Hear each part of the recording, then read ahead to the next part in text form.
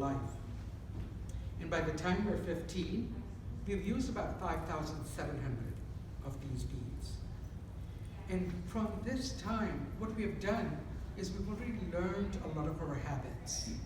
We've learned a lot of things from our teachers, our parents, society, and all of those. And as time goes on, we now have about 23,000 plus change of these beads. What do I mean by these? These 28,000 plus are the days that we all have. That's on average. So, when we at the age of 15, we say, okay, what I need to do now is to look at, I need to further my education. I need to start thinking about what I will do in my life. And you go on through the years and you say, well, now I'd like to focus on my family. And what are we doing? Is we're saying, but we're not doing things for ourselves. We're postponing things. And that was me. I always waited for the right opportunity. I needed to get a house before I needed to start having a family.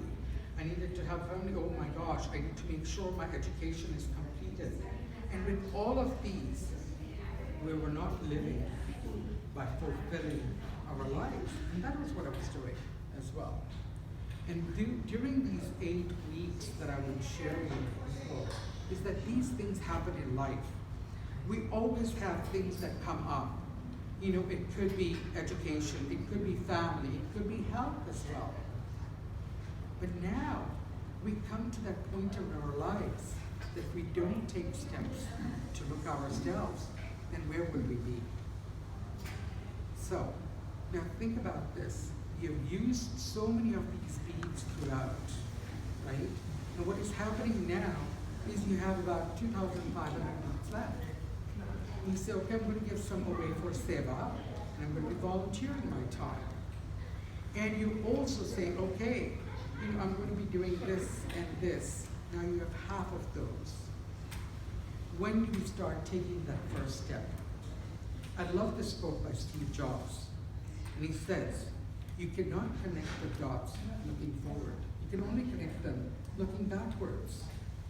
So over the weeks that these participants have been working forward, what they've been doing is they've been taking steps to help them live their life fully.